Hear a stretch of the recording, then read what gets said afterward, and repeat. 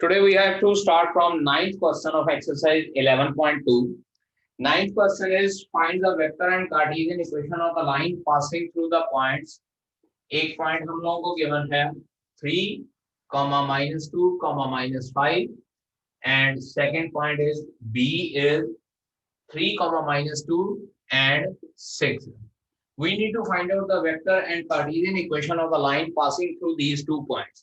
बेटा इक्वेशन और लाइन पास करनी है तो पिछले लेक्चर में भी मैंने बताया था एक पॉइंट होना चाहिए हमारे पास और एक डायरेक्शन रेशियो होनी चाहिए। सबसे पहले हम लोग डायरेक्शन रेशियोज लिख लेते हैं। Direction ratios of A B, these will be 3 - 3, -2 + 2, 6 + 5। Formula लगाया हम लोगों ने x2 - x1, y2 - y1 and z2 - z1। अब इसके अकॉर्डिंगली अगर हम लोग फाइंड आउट करना चाहते हैं तो हमारे पास डायरेक्शन रेशियोज क्या बनती है, दिस इज 0, 0 एंड 11। देयरफॉर सबसे पहले vector equation of straight line, straight line की वेक्टर इक्वेशन हमारे पास क्या हो जाएगी, r vector is equals to a vector plus lambda times b vector. a vector क्या होता है, हमारे पास जो पॉइंट गिवन है हम लोग उसको पुट करते हैं, it will become equals to 3i cap -2j cap -5k cap, ये हमारे पास पॉइंट हो जाएगा, plus lambda time 0i cap plus 0j cap plus 11k cap. So r vector is equals to 3i cap -2j cap -5k cap and lambda times 0i cap plus 0j cap plus 11k cap will be the required vector equation of the straight line। अब इसके बाद बेटा हम लोगों ने find out करनी है Cartesian equation. Cartesian equation find out करने के लिए क्या करना है, therefore इसके बाद डायरेक्ट लिखते हैं, now Cartesian equation of straight line, वो हमारे पास होती है x - x1 over a is equals to y - y1 over b is equals to z - z1 over c, where a, b and c are the direction ratios of the line, x1, y1, z1 is the point through which the line passes। अब क्योंकि हम लोगों ने a b line की equation find out करनी है तो a point हमारे पास 3, -2 और -5 हो जाएगा। It implies x - 3 over 0 is equals to y plus 2 over 0 is equals to z plus 5 over 11 and this will be the required Cartesian equation of the straight line। मैंने आप लोगों को पहले भी बोला है यहाँ डिनोमिनेटर में 0 आ सकता है क्योंकि ये ओवर की फॉर्म में नहीं है, यहाँ डिनोमिनेटर 0 का मीनिंग है कि this is just the direction ratios of the straight line. ठीक है बेटा जी, नोट कीजिए इसको, फिर अगला क्वेश्चन करते हैं। Now 12th question of this exercise is, in this question it is given that find the value of p so that the lines 1 minus x over 3 is equals to 7y minus 14 over 2p is equals to z minus 3 over 2 and second line है 7 minus 7x over 3p is equals to y minus 5 over 1 is equals to 6 minus z over 5। These two lines are at right angles to each other। हम लोगों ने यहाँ पे p की value find out करनी है so that the two lines are perpendicular to each other। पिछले lecture में हम लोगों ने कंडीशन की थी परपेंडिकुलर टू ईच अदर की कंडीशन होती है a1 a2 plus b1 b2 plus c1 c2 is equals to 0। लेकिन बेटा जी अब यहाँ पे मैं direct a1 a2 b1 b2 plus c1 c2 is equals to 0 नहीं लिख सकता क्योंकि मेरे पास जो ये इक्वेशन है कार्टेशियन इक्वेशन स्टैंडर्ड फॉर्म में नहीं है। याद कीजिए मैंने बोला था स्टैंडर्ड इक्वेशन होती है x minus x1 y minus y1 z minus z1। यहाँ पे देखिए 1 minus x है, सिमिलरली यहाँ पे 7y minus 14 है, y का कोएफिशिएंट 1 नहीं है। इसी तरह से इधर बात करें तो 7 minus 7x है, तो इसको पहले हम लोग इन दोनों इक्वेशन को स्टैंडर्ड फॉर्म में कन्वर्ट करना पड़ेगा। चेक कीजिए कैसे करना है इसको, it will B x minus 1 over minus 3 it implies is equals to y minus 2 into 7 over 2p is equals to z minus 3 over 2। Check कीजिए एंड अब दूसरी साइड पे बात करते हैं -7 into x minus 1 over 3p is equals to y minus 5 over 1 is equals to z minus 6 over minus 5, minus का sign वहां से कॉमन निकाला। अब ये टर्म मेरे पास बनती है, it implies x minus 1 over minus 3 is equals to y minus 2 over 2p over 7। बेटा जी यहाँ पे देखिए, इसको जो ये ऊपर 7 है इसको बिल्कुल नीचे ले आया हूं मैं, is equals to z minus 3 upon 2 and this is x minus 1 over 3p over minus 7 is equals to y minus 5 over 1 is equals to z minus 6 over minus 5। अब यहाँ पे मेरे पास डायरेक्शन रेशियोज आ गई हैं। Now I need to find out value of p। अब यहाँ पे कंडीशन क्या लगाएंगे, a1 a2 plus b1 b2 plus c1 c2 is equals to 0 because the two lines are perpendicular, because the two lines are perpendicular it implies, condition लगाते हैं a1 a2 plus b1 b2 plus c1 c2 should be equals to 0। Check कीजिए, यहाँ पे a1 b1 c1 ये है, a2 b2 और c2 ये terms हैं। सो it will be minus 3 into 3p over minus 7 plus 2p over 7 multiply by 1 plus 2 multiply by minus 5 is equals to 0। ये मेरे पास आ जाता है 9p by 7 plus 2p by 7 minus 10 is equals to 0। LCM लेते हैं हम लोग, 11p minus 70 is equals to 0। Check कीजिएगा, LCM जब हम लोग 7 लेते हैं तो 11p minus 70 is equals to 0 आ जाएगा, और यहां से p is equals to 70 over 11 आ जाएगा। So value of p is equals to 70 over 11। बेटा जी ये चीज जरूर ध्यान में रखनी है, जब भी हम लोगों ने कंडीशन लगानी है पहले ये चेक करनी है कि हमारी जो स्ट्रेट लाइंस की इक्वेशन है वो स्टैंडर्ड फॉर्म में गिवन है या नहीं है गिवन है। अगर स्टैंडर्ड फॉर्म में नहीं गिवन है तो firstly we need to convert the straight line equation into standard form. ठीक है बेटा जी। In the 14th question given to us, find the shortest between the two lines. दो लाइनों के बीच में शॉर्टेस्ट डिस्टेंस फाइंड आउट करना है। First line is r vector is equals to i cap plus 2j cap plus k cap plus lambda times i cap minus j cap plus k cap. This is equation number 1। And second equation हम लोगों को given है r vector is equals to 2i cap minus j cap plus नहीं minus k cap plus mu times, mu is something another constant, mu times 2i cap plus j cap plus 2k cap.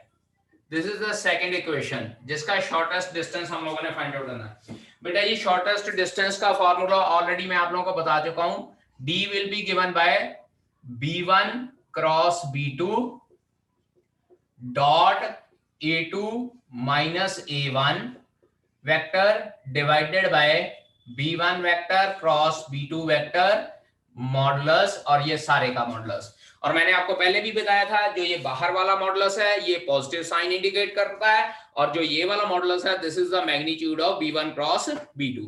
अब यहाँ पे हम लोगों ने distance find out करना, तो पहले b1 क्रॉस b2 फाइंड आउट करेंगे और a2 माइनस a1 के साथ डॉट प्रोडक्ट फाइंड आउट करेंगे। बेटा जी this vector will act as a1 vector and this vector will act as a2 vector.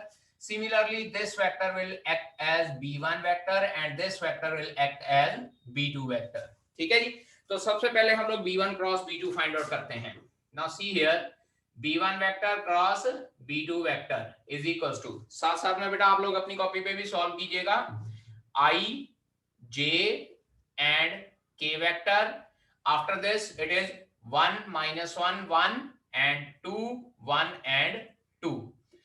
b1 cross b2 find out करते हैं। This will be equals to, सबसे पहले minus 2 minus 1 into I cap minus of 2 minus 2 into J cap plus k के लिए हम लोग लिखेंगे 1 plus 2 into k cap, और सॉल्व करते हैं तो minus 3i cap plus 3k cap term बचती है। बेटा जी j वाली टर्म हमारे पास 0 हो जाएगी। ठीक है जी। एक तो यहाँ पे b1 क्रॉस b2 वेक्टर आ गया, साथ ही हम लोग b1 क्रॉस b2 का मॉडुलस भी फाइंड आउट कर लेते हैं। तो b1 क्रॉस b2 मॉडुलस मतलब magnitude of b1 cross b2, it will be equals to minus 3 का स्क्वायर प्लस 3 का स्क्वायर, अंडर रूट 18 आ जाएगा and that will be written as 3 under root 2 units. ठीक है जी। देयरफॉर अब साथ में पहले a2 माइनस a1 भी फाइंड आउट कर लेते हैं। a2 vector minus a1 vector, हाँ जी बेटा, a2 vector minus a1 vector, 2i minus i vector is i cap minus j minus 2j minus 3j cap minus k is minus k cap. ये हमारे पास a2 minus a1 vector आ गया है। Now we need to find out therefore d is equals to, बेटा जी इस फॉर्मूले के अकॉर्डिंगली पहले b1 क्रॉस b2 लिखते हैं, minus 3i cap plus 3k cap dot, अब यहां पे ये a2 minus a1 i cap minus 3j cap minus k cap divided by 3 under root 2 और इस सारे का मॉडुलस। अब इसका डॉट प्रोडक्ट इसके साथ फाइंड आउट करते हैं, minus 3i into I is equal to minus 3, j वाली टर्म कोई नहीं है तो वो 0 हो जाएगा, 3k into k is again minus 3 divided by 3 under root 2 units. और बेटा बाहर वाले मॉडुलस साइन की वजह से इसका आंसर प्लस हो जाएगा, it will be 6 over 3 under root 2 unit, 3 इसके साथ कट जाएगा 2 अंडर रूट 2 2 के साथ कट के हमारे पास आंसर क्या आ जाता है, under root 2 units. So the distance between these two shortest distance between these two line will be under root 2 units। ठीक है जी। here it will come, यहाँ पे देखिए माइनस k नहीं आएगा, माइनस k आएगा और यहाँ पे भी माइनस 2k कैप, फिर ये हमारे पास माइनस 6 यूनिट हो जाएगा और अल्टीमेटली हमारे पास यहाँ 9 यूनिट आ जाएगा और 9 यूनिट आ गया तो ये 3 इसके साथ कैंसिल आउट होते हैं, 3 ओवर अंडर रूट 2 यूनिट्स। और 3 ओवर अंडर रूट 2 यूनिट लिखना है तो 3 ओवर अंडर रूट 2 यूनिट लिख लीजिए, या बाद में फिर रैशनलाइजेशन करके आप लोग सॉल्व कर सकते हैं। ठीक है। Now in the 15th question, find the shortest distance between the lines x plus 1 over 7 is equals to, second one is y plus 1 over minus 6 is equals to z plus 1 over 1, ये equation number 1 हो गई। And चलिए इसको अभी भी नहीं लिखते equation number 1, and दूसरी इक्वेशन है x minus 3 over 1 is equals to y minus 5 over minus 2 is equals to z minus 7 over 1। पहले इसको स्टैंडर्ड फॉर्म में कन्वर्ट कर लेते हैं, ये आ जाएगा x minus minus 1 over 7 is equals to y minus minus 1 over minus 6 is equals to z minus minus 1 over 1 and x minus 3 over 1 is equals to y minus 5 over minus 2 is equals to z minus 7 over 1। अब यहाँ पे ये equation हम लोगों को Cartesian form में दी हुई है, तो कार्टेशियन फॉर्म में अगर हम लोगों ने फॉर्मूला लगाना है तो कार्टेशियन फॉर्म का फॉर्मूला लगा सकते हैं, या इसको वेक्टर इक्वेशन में कन्वर्ट करना तो वेक्टर इक्वेशन में कन्वर्ट करके पिछले क्वेश्चन वाला ही फॉर्मूला लगा सकते हैं। चलिए पहले हम लोग कार्टेशियन इक्वेशन का डिस्टेंस फॉर्मूला लगा लेते हैं। इसके जो पॉइंट्स हैं ये हमारे पास x1, y1 और z1 एक्ट करेंगे and these will act as a1, b1 and c1। और यहाँ पे इसके coordinates x2, y2 and z2 act करेंगे और नीचे वाली टर्म्स a2, b2 और c2 एक्ट करेंगी हमारे पास डायरेक्शन रेशियोज। ठीक है जी। तो फॉर्मूला अप्लाई करते हैं, डिस्टेंस का फॉर्मूला याद कीजिए, d is equals to x2 minus x1 y2 minus y1 z2 minus z1 और यहाँ पे a1, b1, c1, a2, b2 और c2 इस सारे का modulus divided by under root of, देखिए सारी टर्म्स क्या थी, सबसे पहले है b1 c2 minus b2 c1 का होल स्क्वायर प्लस अब यहाँ पे a2 c1 minus a1 c2 का whole square, this was the formula. And then third one is a1 b2 minus b1 a2 का होल स्क्वायर। ये formula अगर हम लोग अप्लाई करते हैं तो सबसे पहले d is equals to, check कीजिए x2 minus x1, x2 minus x1 3 minus minus 1 will become 4, उसके बाद 5 minus minus 1 will become 6, 7 minus minus 1 will become 8। Check कीजिए हमारे पास x2 minus x1, y2 minus y1 और z2 माइनस z1 हमारे पास इस तरह से आ जाएगा। ठीक है जी। अब उसके बाद बात करते हैं a1 b1 c1, a1 b1 c1 was 7 minus 6 1 और उसके बाद 1 2 नहीं माइनस का 2 है ये बेटा जी, 1 -2 एंड C2 इज 1। ये मॉडुलस का sign divided by under root of, अब बेटा जी पहले इन दोनों को मल्टीप्लाई कीजिए, -6 + 2, -6 + 2 का होल स्क्वायर प्लस 1 - 7 का होल स्क्वायर प्लस -14 + 6 का होल स्क्वायर। ऊपर जो है हम लोग डिटर्मिनेंट सॉल्व करते हैं, और डिटर्मिनेंट सॉल्व करने के बाद हमारे पास आ जाएगा 4 × -6 + 2, -6 + 2, उसके बाद -6 × 7 - 1 प्लस 8 × -14 + 6, इसका मॉडुलस डिवाइडेड बाय -6 + 2 4 का होल स्क्वायर प्लस -6 का होल स्क्वायर प्लस -8 का होल स्क्वायर अंडर रूट। ये हमारे पास बेटा जी 4 × -4 इज -16, इसको बेटा सॉल्व करके यहां लिख रहा हूं, this is equals to modulus -16, और ये हमारे पास -36, और ये हमारे पास -64 डिवाइडेड बाय 16, 36 और 100, ये अंडर रूट ऑफ 116 आ जाएगा। तो ये हमारे पास 64 116 डिवाइडेड बाय अंडर रूट 116, और अल्टीमेटली 116 यूनिट्स हमारे पास आंसर आ जाएगा इसका। So under root 1116 will be its answer. या अगर इसको फर्दर सॉल्व करना चाहते हो तो 29 × 4 लिख के 2 √ 29 कॉमन निकाल सकते हैं। ठीक है जी।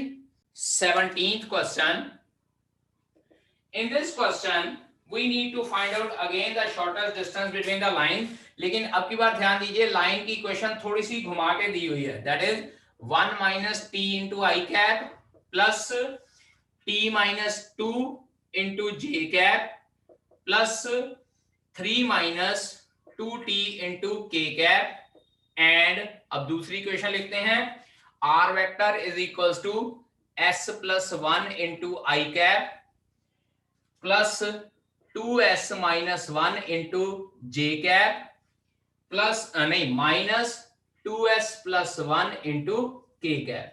अब बेटा इनको पहले ना हम लोग स्टैंडर्ड इक्वेशन में कन्वर्ट कर लेते हैं, r vector is equals to a vector plus lambda time p vector. देखें किस तरह से करना है। It implies r vector is equals to I cap minus ti cap plus tj cap minus 2j cap plus 3k cap minus 2tk cap. ये हम लोगों को इस तरह से इक्वेशन बन जाएगी। तो अब यहां पे क्या करते हैं, it implies r vector is equals to, simple terms अलग कर लेनी है और t वाली टर्म्स अलग कर लेनी है। r vector is equals to I cap minus 2j cap minus नहीं plus 3k cap plus t times, बाकी की 3 टर्म में से t कॉमन निकाल लिया, it will be minus I cap plus j cap minus 2k cap. चेक कीजिए यहाँ पे आई सिंपल टर्म्स अलग कर ली और t वाली टर्म्स अलग कर ली। अब ये हमारे पास क्या बन गई है, r vector is equals to a1 vector plus t times b1 vector की फॉर्म में इक्वेशन बन गई है। इसी तरह से दूसरी इक्वेशन की बात करें, r vector is equals to si cap plus I cap plus 2sj cap minus j cap minus 2sk cap minus k cap. फिर से I, j और k सिंपल टर्म्स जो है वो अलग कर लेते हैं।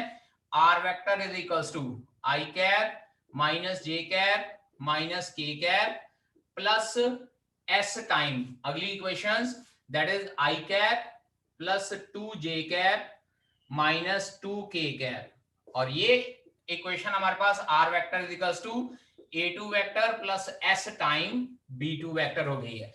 और बेटा ये मत सोचना कि यहाँ t और s है तो कुछ अलग हो गया है, ये t और s just like lambda and new की एब्रिविएशन ही है, क्योंकि समथिंग कांस्टेंट होता है। अब आपके पास ये वेक्टर इक्वेशन बन गई हैं। वेक्टर इक्वेशन के अकॉर्डिंगली d का फार्मूला वही चीज हमारे पास b1 cross b2 vector dot a2 vector minus a1 vector divided by b1 vector cross b2 vector का मॉडुलस या मैग्नीट्यूड और सारे का मॉडुलस। ठीक है जी।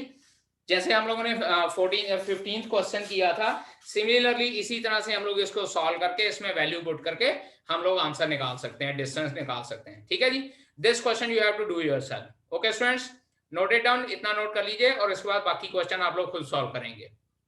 ठीक है, सबसे पहले लिखिए a plane is uniquely determined by, a plane is uniquely determined if number 1, सबसे पहले normal to the plane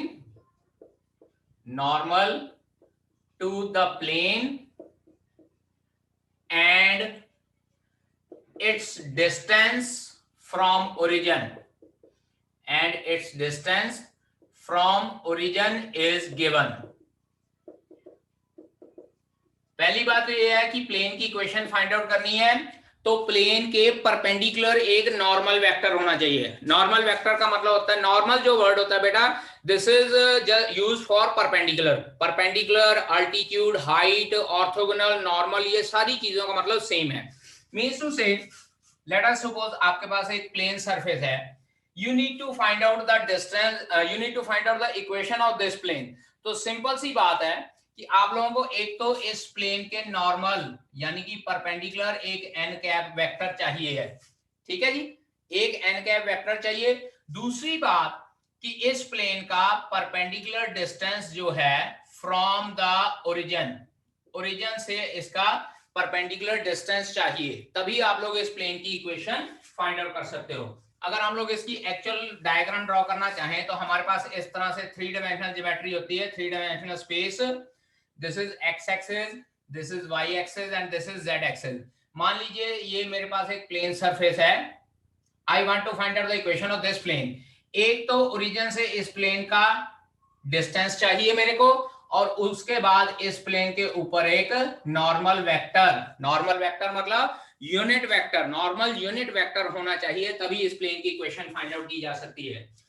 second case, अब अगर दूसरा तरीका फाइंड आउट करना है, दूसरा तरीका होता है it passes through a point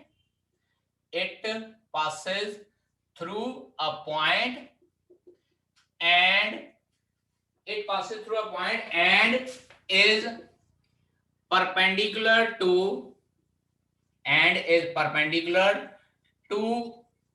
a direction। जैसे लाइन के केस में हम लोगों को डायरेक्शन दी हुई होती थी, इसी तरह से इसमें भी होनी चाहिए। इसमें देखिए ये डायग्राम इस तरह से है, ये प्लेन है, इसकी इक्वेशन फाइंड आउट करनी है। मान लीजिए मेरे पास यहाँ पे एक पॉइंट ए होना चाहिए जिसके कोऑर्डिनेट्स x1, y1 और z1 हैं, और एक इसके एक परपेंडिकुलर वेक्टर होना चाहिए, कैपिटल N वेक्टर। ये देखिए यहाँ पे n कैप लिखा हुआ है, यहाँ n वेक्टर लिखा हुआ है। n कैप का मतलब है यूनिट परपेंडिकुलर वेक्टर, लेकिन ये परपेंडिकुलर वेक्टर होना चाहिए। और एक बात याद रखिएगा, इसके हम लोग कंसिडर करते हैं a, b और c, और ये चीजें हमारे पास डायरेक्शन रेशियोज कंसिडर की जाती हैं। मींस टू से, जैसे लाइन की इक्वेशन में एक पॉइंट होता है और एक डायरेक्शन रेशियो होती है, इसी तरह से प्लेन के केस में भी एक पॉइंट और डायरेक्शन रेशियो होनी चाहिए। और लाइन के केस में डायरेक्शन रेशियो होती है पैरेलल वेक्टर की या लाइन की अपनी, लेकिन परपेंडिकुलर के केस में डायरेक्शन रेशियो हमेशा परपेंडिकुलर वेक्टर की होनी चाहिए, पैरेलल वेक्टर की नहीं होनी चाहिए। समझ गए, वो गलत हो जाएगा। उसके बाद थर्ड पार्ट है, थर्ड जो तरीका है प्लेन की इक्वेशन फाइंड आउट करने का, it passes through 3 non-collinear points। 3 non-collinear points में से प्लेन पास होना चाहिए। लेट अस कंसीडर, ये हमारे पास एक प्लेन सरफेस है, I want to find out the equation of this plane. This point A, इसके कोऑर्डिनेट x1, y1, z1, उसके बाद बी पॉइंट, इसके coordinate x2, y2 and z2, और एक पॉइंट कहीं और c यहां पे ले लेना है। चेक कीजिए यहाँ पे तीनों के तीनों पॉइंट कोलिनियर नहीं है, x3, y3 एंड z3। ये 3 नॉन कोलिनियर पॉइंट्स होने चाहिए, तभी हम लोग equation of plane find out कर सकते हैं। ठीक है बेटा जी, सबसे पहली जो इक्वेशन है that is equation of plane in normal form, उसको लिखते हैं r vector dot n cap is equals to d। अब इक्वेशन ऑफ लाइन में होता R vector is equals to, यहां पे इज इक्वल्स टू नहीं होता, R vector dot N cap is equals to D. Here N cap is unit vector perpendicular to surface of plane, plane के surface के perpendicular है। और d हमारे पास क्या होता है, d is equals to distance of plane from origin से प्लेन का डिस्टेंस होता है। और बेटा जी याद रखिए, अब यहां पे देखिए, मान लीजिए अगर मैं n कैप को लिखना चाहूं, अगर मेरे पास इस तरह से बेटा देखिए, मैं स्मॉल n वेक्टर ले लेता हूं पहले, n vector is equals to x1 i cap plus y1 j cap plus z1 k cap. तो पुत्र जी n कैप मेरे पास क्या आएगा, चेक कीजिए, x1 i cap over under root of x1 square plus y1 square plus z1 square, ठीक है, plus y1 j cap under root of x1 square plus y1 square plus z1 square plus z1 k cap over under root of x1 square plus y1 square plus z1 square. और check कीजिए, हम लोगों ने इसको direction cosine की form में पढ़ा है, and that is n cap एक तरह से हमारे पास l i cap plus m j cap plus n k cap की फॉर्म में होता है। चेक करो जरा, इन तीनों का स्क्वायर का सम 1 बन जाएगा। तो ये हमारे पास क्या है, एक तरह से unit vector perpendicular to the normal surface of the plane, and that will be equals to L I cap plus M J cap plus N के कैप की फॉर्म में होता है। तो इसका मतलब है कि अगर इस प्लेन की मैं कार्टेशियन इक्वेशन लिखना चाहूं तो चेक कीजिए, आर वेक्टर डॉट एल आई कैप प्लस एम जे कैप प्लस एन के cap is equals to d. पुत्र जी इधर डी के ऊपर मैंने कोई वेक्टर नहीं डाला, D is a constant, so it will be written as L X plus M Y plus N Z is equals to D. क्योंकि आर वेक्टर हमारे पास क्या होता है, R vector is always equals to, because R vector is equals to X I cap plus Y J cap plus Z K cap होता है। तो dot product के accordingly it will become lx plus my plus nz is equals to d हो जाएगा। ठीक है जी, एक बात तो कर याद रखिएगा, ये जो राइट हैंड साइड पे है d should always be positive.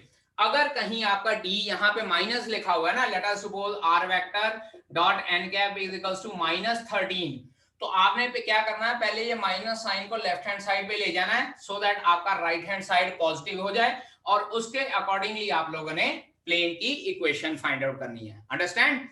तो नॉर्मल फॉर्म में हमारे पास क्या होता है, हमेशा जो x, y और z के कोफिशिएंट्स होते हैं वो डायरेक्शन कोसाइंस होते हैं। अगर इक्वेशन ऑफ प्लेन गिवन हो और आपको कहा हो और आपने चेक करना, तो आपने सिर्फ ये करना है x, y, z के कोफिशिएंट का स्क्वायर करके 1 करके देखना। अगर वो 1 आ जाता है तो इसका मतलब वो प्लेन की इक्वेशन नॉर्मल फॉर्म में गिवन है, और जो राइट हैंड साइड पे कांस्टेंट है दैट इज डिस्टेंस। लेकिन अगर x, y, z के कोफिशिएंट्स का स्क्वायर 1 नहीं आता तो वो नॉर्मल फॉर्म नहीं गिवन है। अंडरस्टैंड? इक्वेशन ऑफ प्लेन से इस तरह से चेक किया जाता है। ठीक है बेटा जी।